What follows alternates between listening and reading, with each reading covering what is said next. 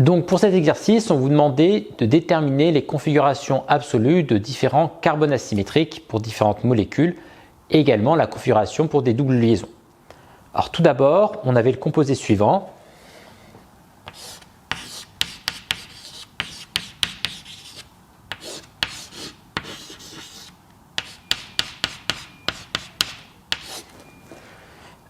Avec un groupement CH3 devant. Donc pour déterminer sa configuration, il faut donc regarder les substituants et les trier suivant l'ordre de CAN = prélog, donc suivant les règles CIP. Alors, si on prend ce carbone qui est ici, il est relié à un carbone, il est relié à un autre carbone, il est relié à un brome et il est relié ici à un hydrogène. Donc si on vient trier au premier ordre, je vous rappelle qu'on trie par Z décroissant, numéro atomique décroissant. Le plus grand numéro atomique, c'est le brome. Les deux carbones ici sont à égalité pour l'instant. Donc ils sont soit 2, soit 3. Et l'hydrogène est numéro 4. Reste maintenant à trancher entre le carbone numéro 2 et le carbone numéro 3. Donc pour cela, il faut aller à l'ordre suivant. Donc ce CH2, CH3, si je note la connectivité, en fait, c'est un carbone qui est lié à 2 hydrogènes, qui est lié à un carbone, qui est lié à 3 hydrogènes. Donc ici, j'ai un carbone qui est lié à 2 hydrogènes, un carbone. Ici, j'ai un carbone qui est lié à 3 hydrogènes. Je compare pour chacun le numéro atomique le plus grand. Donc ici, c'est le carbone face à l'hydrogène. C'est le carbone qui l'emporte. Donc lui est numéro 2 et lui est numéro 3. Reste à reporter sur la représentation de Cram les différents ordres de priorité selon les règles CIP. Donc le brome est numéro 1, ce carbone-ci numéro 2, ce carbone-ci numéro 3, ce carbone-ci est numéro 4. Donc quand je viens regarder comment je passe de 1 vers 2 vers 3 en orientant le 4 derrière, ici je tourne dans le sens horaire, donc j'ai l'isomère R. Si on fait la deuxième molécule cette fois-ci, donc j'ai un groupement acide carboxylique ici, j'ai un groupement alcool ici, j'ai un hydrogène derrière et j'ai un CH3 à gauche. Toujours pareil, je viens tracer mon arbre pour voir les priorités selon les règles de CAN = prélog. Donc mon carbone central ici, qui est le carbone asymétrique, est lié à un carbone, il est lié à un hydrogène, il est lié à un oxygène, il est lié ici à un autre carbone. Au deuxième ordre, attention, COOH, le deuxième ordre, ce n'est pas OOH. Puisque si on vient représenter COOH, c'est C double liaison OH. Vous voyez, l'hydrogène n'est pas directement lié au carbone. Donc selon mon arbre de CAN = prélog, COOH, ça me donne donc un oxygène. Comme il est doublement lié à l'oxygène, un oxygène fantôme et un autre oxygène. Le CH3 ici, il est lié à 3 hydrogènes. Donc je viens du coup d'abord trancher au premier ordre. L'oxygène est prioritaire. L'hydrogène est en dernier. Il faut trancher entre ces deux carbones. Alors, je compare oxygène à hydrogène. L'oxygène l'emporte. Donc, c'est lui qui est numéro 2 et lui qui est numéro 3. Ce qui me donne donc numéro 1 OH, numéro 2 COH, numéro 3 CH3, numéro 4 hydrogène. Mon groupement 4 est derrière, donc je peux regarder le sens de rotation. Ici, quand je vais de 1 vers 2 vers 3, je tourne dans le sens anti-horaire et donc j'ai l'isomère S.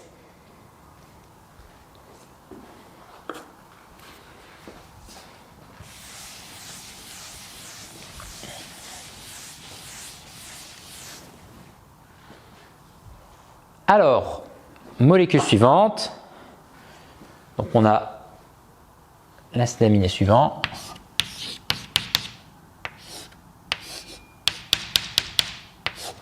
avec le groupement amine qui est derrière, l'hydrogène qui est devant et le COH qui est à gauche. Encore pareil, mon carbone asymétrique il est juste ici. Je trace mon arbre de Canegard-Prelog. Mon carbone est lié à un oxygène, il est lié à un azote, il est lié à un hydrogène, il est lié à un carbone. Là, je peux dès à présent trancher puisque j'ai 4 atomes différents. Et je vous rappelle, dans l'ordre de Z croissant, c'est carbone, azote, oxygène. Donc, le plus grand numéro atomique, c'est l'oxygène, suivi de l'azote, suivi du carbone, suivi de l'hydrogène. Erreur courante, on ne compare qu'au premier ordre. Donc, le NH2 l'emporte bien sur COH. Alors, 1, 2, 3, 4. Et là, malheureusement, le groupement 4 est devant. Donc là, il y a deux techniques. Soit vous vous dites, bon, le 4 est devant. C'est-à-dire que ici, si je regarde le sens de rotation, c'est pas le bon. Et donc, il faut regarder l'autre. Donc là, je vois que je tourne dans le sens direct. C'est-à-dire que si j'ai mis le 4 derrière, je tourne dans le sens indirect. Et donc, je sais qu'il est S. Autre méthode, vous tournez votre molécule dans l'espace. Donc ici, je vais faire tourner, ici je vais échanger en faisant tourner la molécule sur elle-même. Je vais tracer un autre conformaire du coup. Donc le H va aller derrière, le NH2 va aller ici et le COH sera ici.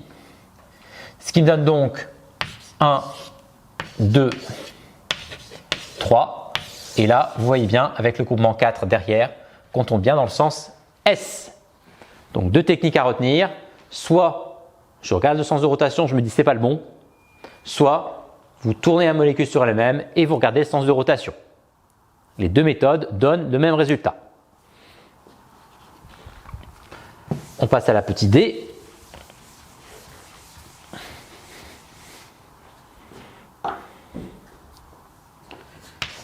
Alors, on a CH2OH. On a un hydrogène qui est dans le plan cette fois-ci.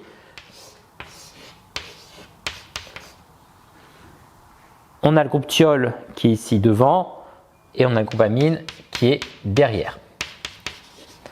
Encore une fois, mon carbone asymétrique est ici et donc je viens tracer mon arbre pour connaître l'ordre de priorité selon les règles CIP. Donc mon carbone est lié à un carbone, il est lié à un hydrogène, il est lié à un soufre, il est lié à un azote. N'oubliez pas votre question périodique, le soufre il est juste sous l'oxygène. Et donc je vous rappelle que du coup le soufre a un numéro atomique qui est plus grand. Donc c'est lui qui va l'emporter devant l'azote, devant le carbone et devant l'hydrogène. Ce qui donne donc carbone 3, hydrogène 4,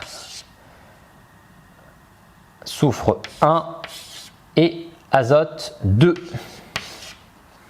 Donc là encore une fois, deux techniques. Soit vous voyez dans l'espace, il faut placer le 4 derrière. Donc en fait, il faut que je me place ici. En plaçant ici, vous voyez, si je mets mon œil ici, mon groupement 4 est bien derrière. Et donc là, je vois, en faisant 1, 2, 3, que je tourne ici dans le sens horaire. Donc je suis R. Si vous n'arrivez pas à voir dans l'espace, c'est pas grave, vous tournez encore une fois la molécule sur elle-même. Donc le SH va aller là, le H va aller là, le NH2 va aller là. D'accord ? Je fais tourner la molécule sur elle-même. Ce qui me donne donc, le CH2OH, c'est mon pivot, il n'a pas bougé.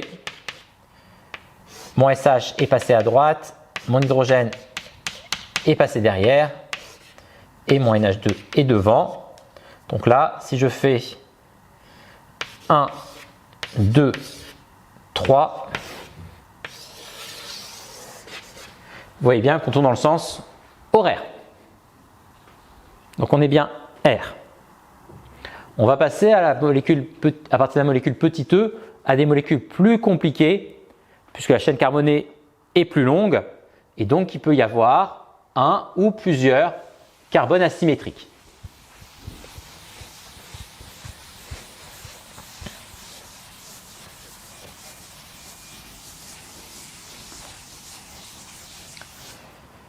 Alors, on commence par la molécule suivante.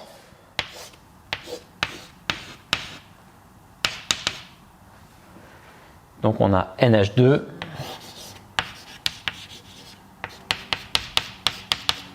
Le H qui est derrière. H. CH3. H. Donc, tout d'abord, il faut repérer quels sont les carbones asymétriques de cette molécule. Je vous rappelle que par définition, un carbone asymétrique, c'est un carbone qui porte 4 substituants qui sont différents. Ici, mon carbone, il porte un NH2, un hydrogène, un COH et un CH2CH3. Donc, il a bien 4 substituants différents. Donc, ce carbone, il est bien asymétrique.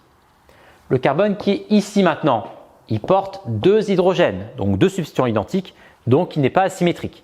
Donc, dans cette molécule, je n'ai qu'un seul carbone, donc j'ai un seul carbone dont il faut déterminer la configuration absolue.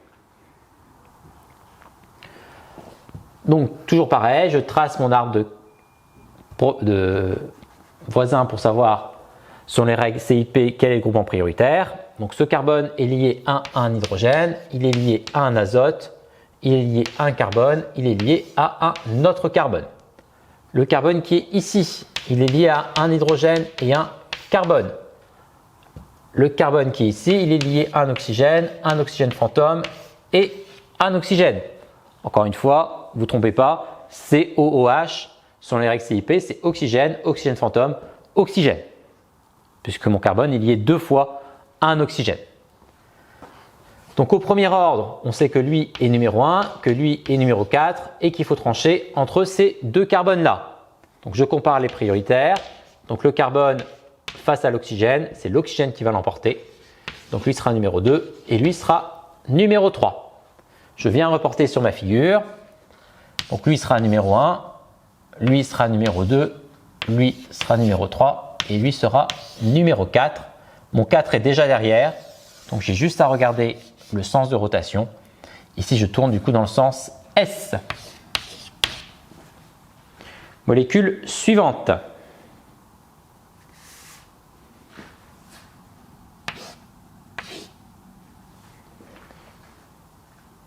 Alors, C2H5.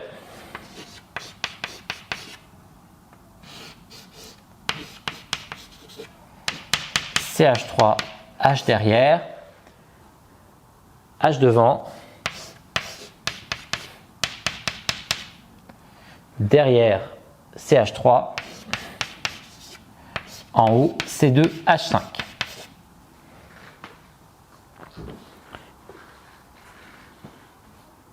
Donc ici, il faut d'abord dénombrer le nombre de carbones asymétriques. Alors, j'en ai un ici, puisque j'ai 4 substituants différents, un C2H5, un CH3, un hydrogène et un carbone lié à plusieurs substituants. Et ce carbone ici est également asymétrique. Donc là, j'ai 2 configurations à déterminer. On va d'abord faire le carbone de gauche, ici. Il est lié à un carbone, un hydrogène, un carbone et un carbone. Il faudra donc, ici on sait que lui est numéro 4, par contre il faut trancher entre les 3 carbones. Le CH3, il est lié à 3 hydrogènes. C2H5, il faut donc bien marquer ce à quoi ça correspond. C2H5, C2H5, je vous rappelle que c'est un CH2 lié à un CH3. Donc ici, j'ai donc un carbone qui est lié à 2 hydrogènes et un autre carbone. Ici, ce carbone-là, il est lié à 2 carbones et un hydrogène. Je viens trancher. Donc pour chacun, je prends le substituant prioritaire. Donc ici hydrogène, ici carbone, ici carbone. Eux sont à égalité, mais lui il perd. Donc on sait que lui sera numéro 3. Reste à trancher ici. Donc je prends le deuxième substituant le plus prioritaire. Ici hydrogène, ici carbone. Le carbone l'emporte. Donc lui est numéro 1 et lui est numéro 2. Et je viens reporter sur ma molécule les différents substituants. Donc lui est numéro 1, lui est numéro 2, lui est numéro 3, lui est numéro 4. Et bien tout simplement ici le 4 est déjà derrière, donc j'ai juste à tourner. 1, 2, 3. Et donc je tourne en sens R. Reste à voir le deuxième carbone qui est ici sur ma droite. Donc là je vais prendre une autre couleur. Le carbone qui est ici à droite. Les substituants en fait c'est les mêmes. Donc on peut déjà reporter, l'arbre sera le même. Donc ici le groupement numéro 1 sera là, le groupement numéro 2 sera là, le groupement numéro 3 sera là, le 4 est là. Problème, le 4 est devant. Donc si je regarde mon sens de rotation, je sais que ce n'est pas le bon. Comme je tourne en sens direct, en fait, si je mets le 4 derrière, je vais tourner dans le sens indirect. Et dans le sens indirect, je suis S.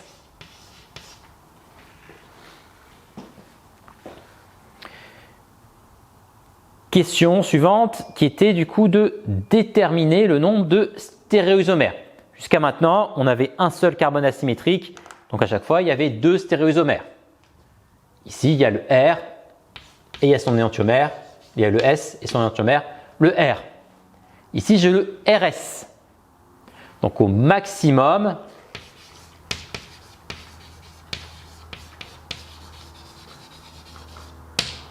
j'en ai 2 puissance le nombre de carbones asymétriques, donc 2 puissance 2, ce qui fait donc 4. Pourquoi au maximum? Puisque si la molécule peut posséder un plan de symétrie, dans ce cas-là, il y a un composé méso. Donc là, si je regarde ma molécule, je vois qu'en fait ces deux carbones-là ont les mêmes substituants. Donc il doit exister normalement un plan de symétrie qui permet de voir si oui ou non cette molécule est la molécule méso. Le problème, c'est qu'ici mon C2H5 est vers le haut, le C2H5 ici vers le bas. Donc je vais faire tourner ici ma molécule pour voir s'il y a bien ce plan de symétrie. Donc ici en fait je vais faire comme ça. Je fais tourner autour de la liaison CC. Alors ça donne quoi? Donc, celui de gauche j'y ai pas touché.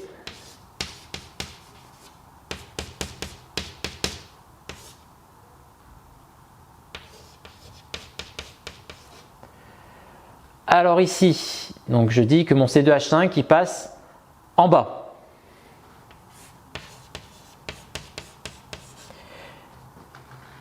Du coup, si je fais comme ça, hop, mon hydrogène il va passer derrière. Et mon CH3 il va passer devant. D'accord? Vous voyez ici, je tourne, hop, je fais un 180 degrés. L'hydrogène qui était devant, je vais faire un 180 degrés, il passe derrière. Et bien cette molécule, on voit qu'elle a un plan de symétrie. Et donc c'est bien le composé méso. Ce qui veut dire qu'elle possède des carbones asymétriques mais n'est pas chirale, elle est achirale. Attention, achirale, le préfixe privatif qui veut dire n'est pas chirale. Donc elle est symétrique par rapport à un miroir plan.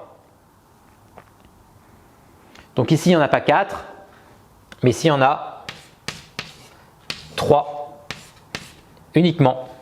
Donc il y a le RS, il y a le RR et il y a le SS.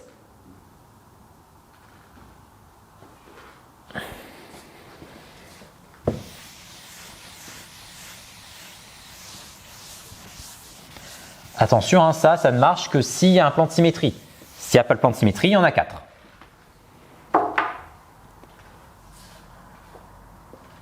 Donc si vous voulez, je les représente. On a le composé méso.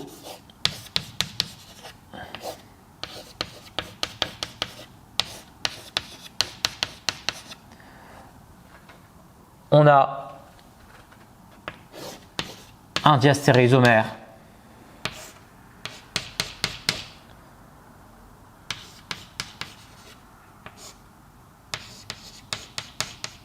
qui est celui-ci.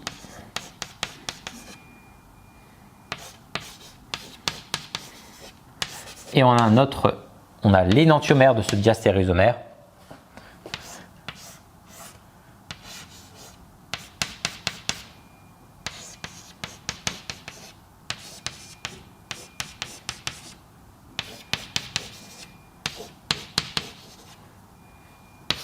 Donc eux, ils sont diastéréoisomères entre eux. Je vous rappelle qu'être énantiomère, c'est symétrique l'un de l'autre par rapport à un miroir plan. Vous voyez bien cette molécule-là, c'est bien symétrique de celle-ci par rapport à un miroir plan. Alors que celle-ci et celle-ci ne sont pas symétriques l'une de l'autre par rapport à un miroir plan, donc ce sont des diastéréoisomères.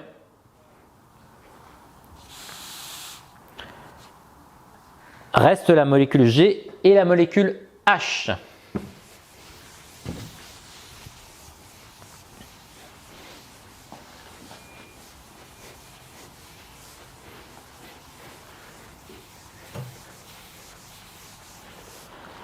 Alors, la molécule G,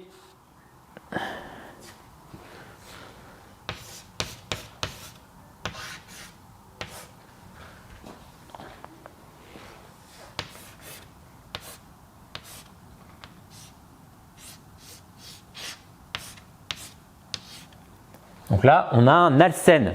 Donc, un alcène, je vous rappelle, il y a deux arbres à tracer puisqu'il faut couper la molécule en deux. Et on regarde de chaque côté qui est prioritaire. Donc ici, j'ai un carbone qui est lié un carbone à un carbone. Ce carbone ici, il est lié à 3 hydrogènes. Le carbone ici, il est lié à 2 hydrogènes et un carbone. Donc lui va l'emporter.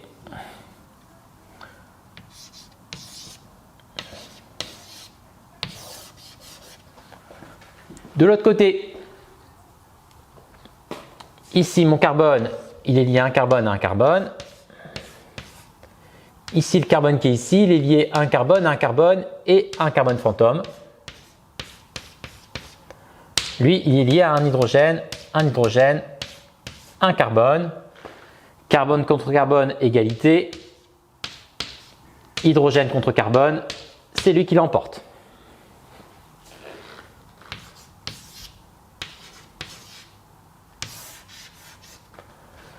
Donc là, on voit que pour passer du groupement prioritaire vers le groupement le moins prioritaire, les deux flèches vont dans le même sens. Et donc, on a un alcène Z pour toute ça.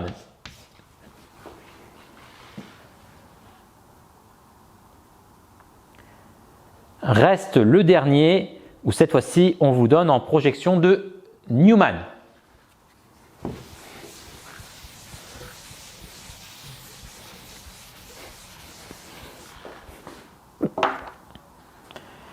Alors,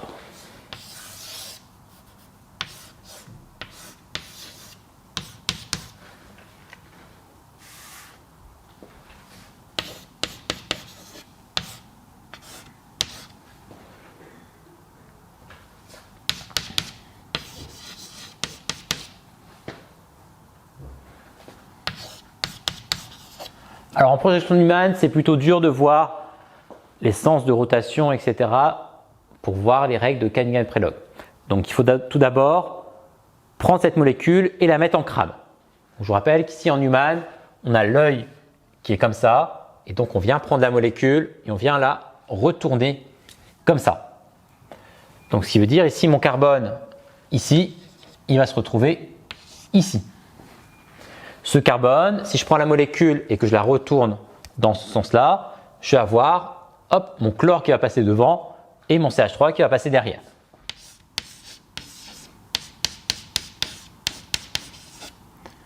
Et mon hydrogène qui lui va rester dans le plan. De l'autre côté, pareil, je prends ma molécule et je la retourne.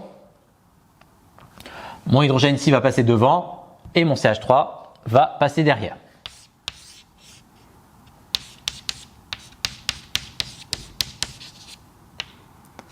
Et enfin, j'ai mon COH qui est dans le plan. Alors, comment savoir si on ne s'est pas trompé quand on est passé de Newman à la représentation de Cram? Déjà, ici, tout ce qui est ici, c'est dans le plan. Puisque mon plan qui est ici, va être dans le plan. Donc, l'hydrogène doit être dans le plan. le COH doit être dans le plan. Ensuite, ici l'hydrogène est vers le haut, il est vers le haut, le COH est vers le bas, il est vers le bas. Maintenant, si je regarde, l'hydrogène et le chlore ici sont du même côté du plan. Donc quand j'y trace ici, j'ai bien l'hydrogène et chlore qui sont du même côté du plan. Pareil ici, j'avais mes deux CH3 qui sont de l'autre côté du plan. Et là, j'ai bien mes deux CH3 qui sont tous les deux derrière. Donc j'ai pris ma molécule, je l'ai retournée comme ça. J'aurais pu prendre ma molécule et la retourner dans l'autre sens. C'est exactement pareil. Je vais le faire si vous voulez. Donc j'ai cette molécule là, hop, je la tourne comme ça. C'est-à-dire que mon carbone qui est ici, il ne va pas être à gauche, il va être à droite. Donc si je prends la molécule et que je la retourne comme ça, mon carbone de devant, il y a un CH3 et un chlore. Le CH3 va passer devant, le chlore va passer derrière.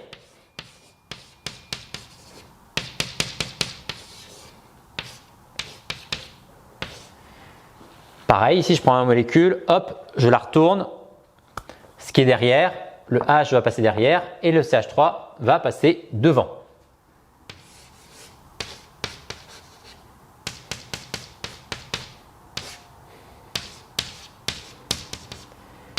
Ces deux molécules sont les mêmes. C'est juste que l'une et l'autre, c'est des 180 degrés, l'une par rapport à l'autre. Donc vous tracez comme vous voulez. Vous prenez votre Newman, vous le mettez comme ça, ou vous prenez votre Newman, vous le mettez dans l'autre sens. À vous de voir.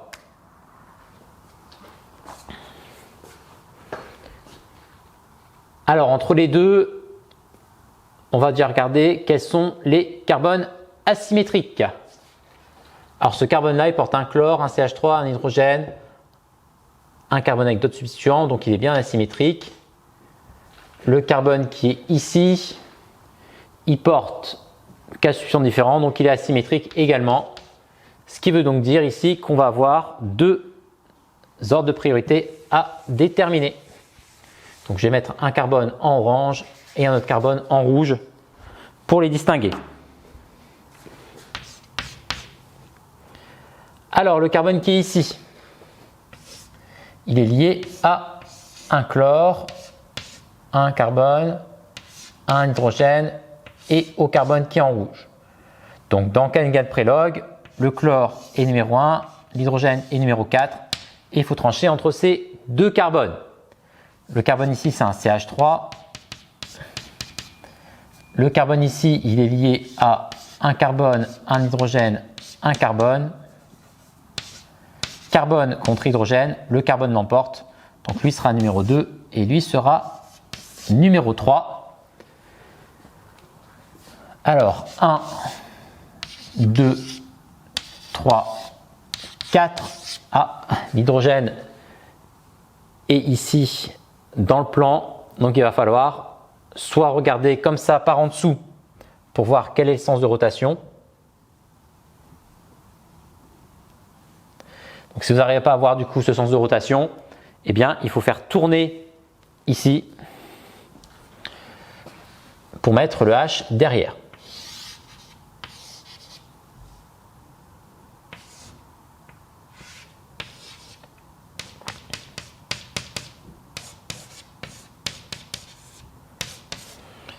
Donc on a dit chlore 1, lui 2, lui 3, lui 4. 1, 2, 3, on tourne bien dans le sens R. Donc lui, le carbone orange, il est R. Maintenant, on va faire le carbone qui est en rouge.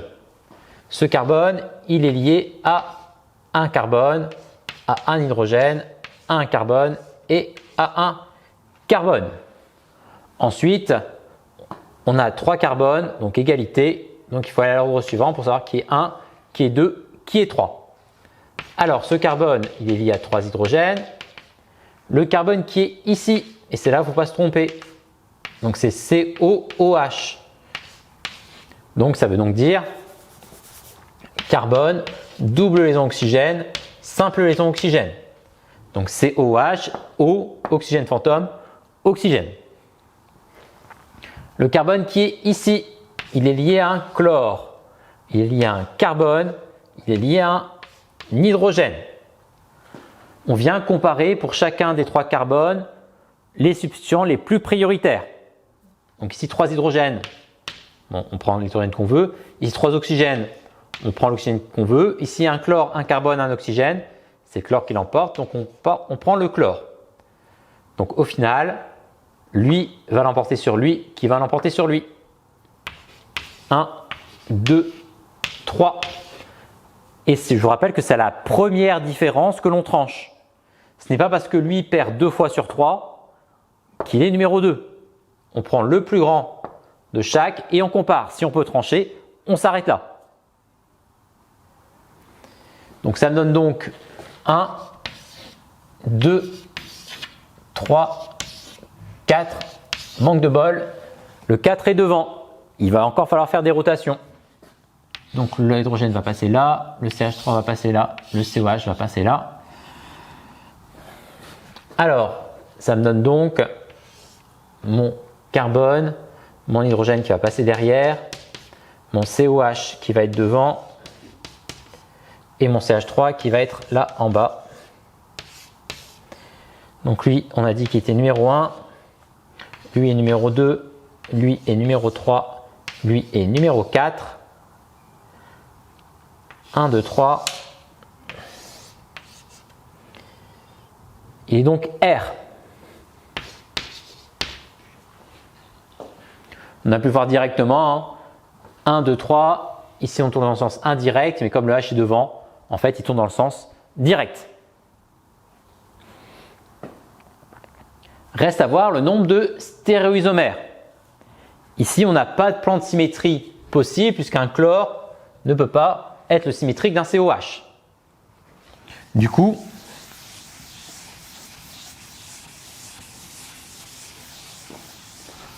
ici on a bien 2 puissance le nombre de carbone asymétrique, donc 2 puissance 2, donc ici on a bien 4 stéréoisomères.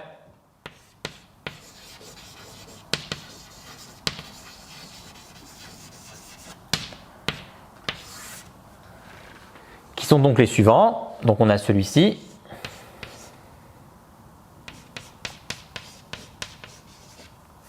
Donc pour simplifier, je vais tout noter en topologique, ça ira plus vite.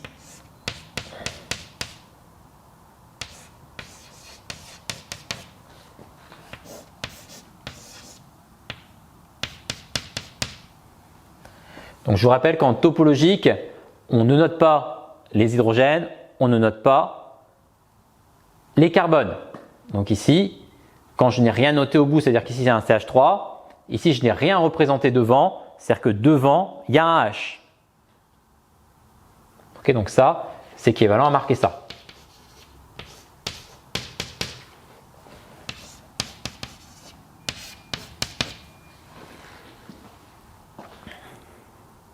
Donc en topologique, formellement, du coup, c'est ça. Attention, s'il n'y a rien de marqué, ça ne veut pas dire que c'est un hydrogène. Ça veut dire que c'est un CH3.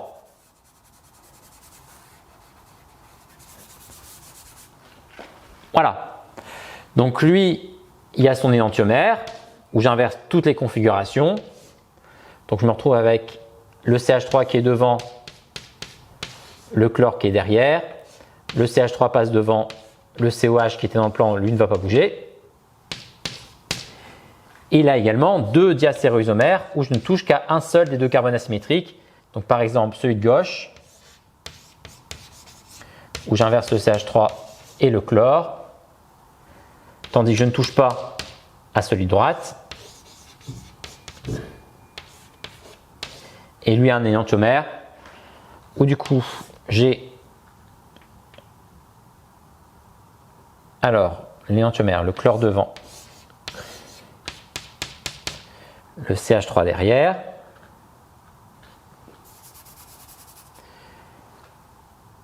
le CH3 devant et le COH toujours dans le plan. Donc entre lui et lui, ce sont des diastéréoisomères, ici ce sont des énantiomères. Entre lui et lui, du coup ce sont des diastéréoisomères. Entre lui et lui, ce sont également des diastéréoisomères.